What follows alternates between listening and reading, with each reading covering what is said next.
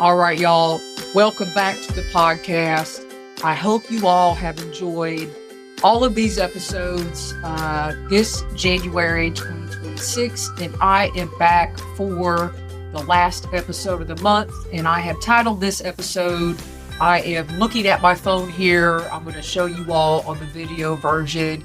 The title of this episode is Slack Packing the 100-Mile Wilderness Again.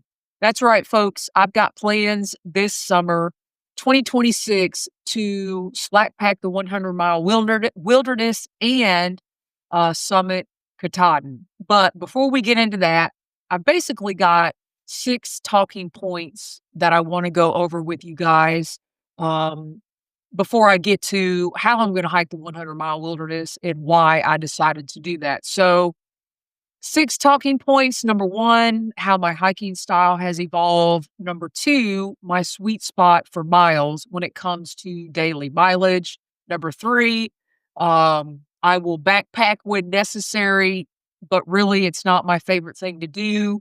Number 4, 282 miles left for a second completion of the Appalachian Trail. Number 5, big 5, I am not going to put any pressure on myself this summer to complete the trail.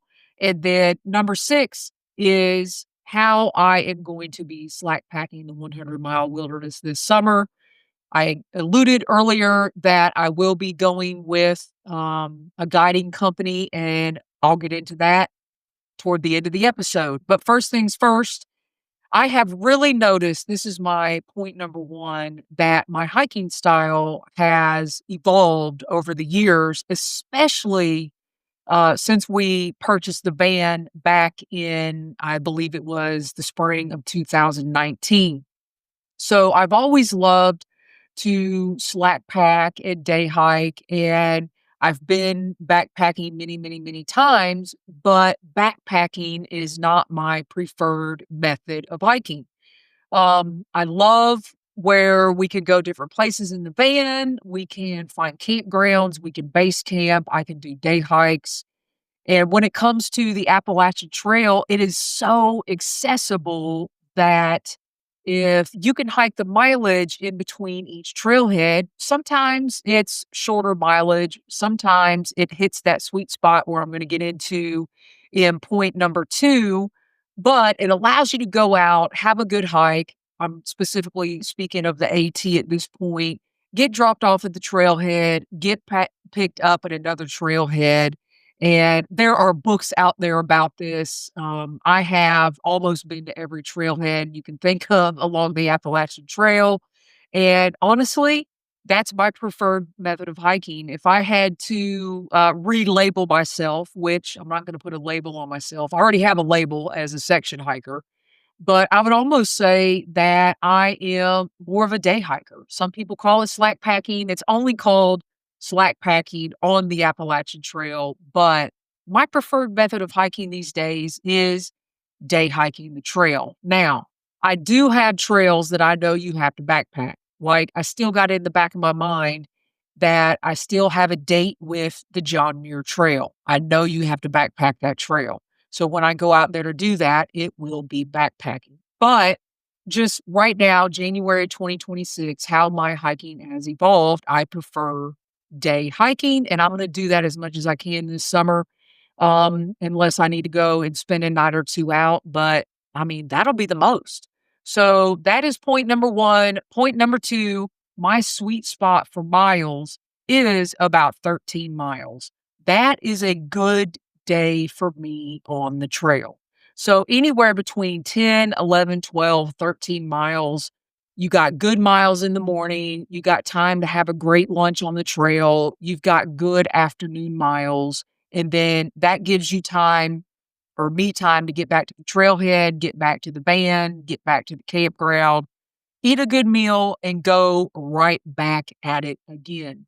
So my sweet spot that I have found where my body recuperates, I can get rest, is about 13 miles. Anything over that, my feet start to kill me, and it's just too much. Now, If there's a trailhead that has like 14 miles in between, I mean, obviously I would go that 14 miles. But when it gets up into 15, 16, 17, 18, 19, 20 miles in between trailheads, that is when I will decide, yep, I'm going to go out, spend the night for one night, and then the next day I will be at the trailhead.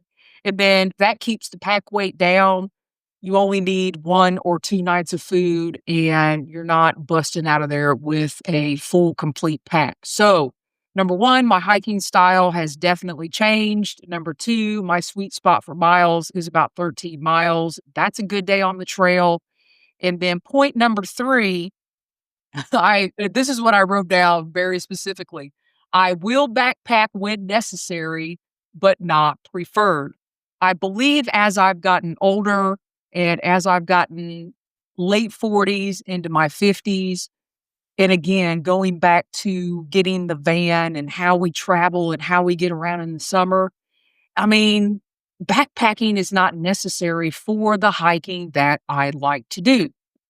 And again, it's not preferred. I just, for some reason, decided that's just not what I like to do. But again, like I stated in point number 2 and point number 1, if I decide I want to go out and through hike the John Muir Trail, I know it's backpacking. If I decide I want to go out and complete the Wonderland Trail again, which it's absolutely amazing, gorgeous if you've never done it, somebody wouldn't have to twist my arm too hard to get me to go out and do the 100-mile loop around Mount Rainier again. I know that is backpacking, but it's just not my preferred method. So, point number 4, 282 miles left to complete of the Appalachian Trail for a second completion as a section hiker. 21 years of your life, people. Could you imagine spending 21 years trying to accomplish a goal? You could imagine how it would play mental on your mind. So I do know there will be backpacking involved for me this summer at the most, probably one night out. I'm into that. I'm not into, 5, 6, 7 days out on the trail when it's not necessary. And I understand that. And it would be really nice if I could complete the trail this summer, and that is the overall arching goal. But I'm going to lead already into point number 5. I'm not putting the pressure on myself, y'all. The trail's not going anywhere. I am going to have to see how my body responds. It is 282 miles of Maine, some of the most beautiful but rugged part of the trail. And I already know what it looks like. It's already ingrained in my brain. I know that it is not easy hiking. So I'm giving myself some grace. That is what I am going to do because I also want to enjoy the trail. I want to enjoy being in the van, staying at hostels, eating amazing food, meeting amazing people, and just letting everything unfold when I'm out there and not getting into my brain. So that leads to point number 6. Got it titled here in my notes, Slack Packing the 100-Mile Wilderness. Again, yes, I did slack pack the 100-mile wilderness back in 2016, actually summited Katahdin July 1st, and then went southbound through the 100-mile wilderness. This year is going to be a little bit different, starting in Monson, Maine, and I will be hiking northbound and summiting Katahdin. But I am going with, I'm going to try to share my screen here. For those of you that are watching or listening to the audio version, hop on over to YouTube and check out the video version because I am going to share my screen. And why won't it let me do this? I thought I was going to share my screen. Oh, here we go. Share. So if you are looking at the screen, I am going to be going on a trip with the Appalachian Trail Hostel and Outfitters. I am on their website, AppalachianTrailHostel.com, and you can see at the top here, they've got all kinds of different services. The very first thing you can click on is Hike the 100-Mile Wilderness. southbound AT hikers, northbound AT hikers. They've got guiding, hiking, and fishing. They've got all kinds of things you could do with them at the hostel in Millinocket, Maine. And I've been really, kind of looking at their website and decided to go ahead and reach out to them and find out more information about their guided trips.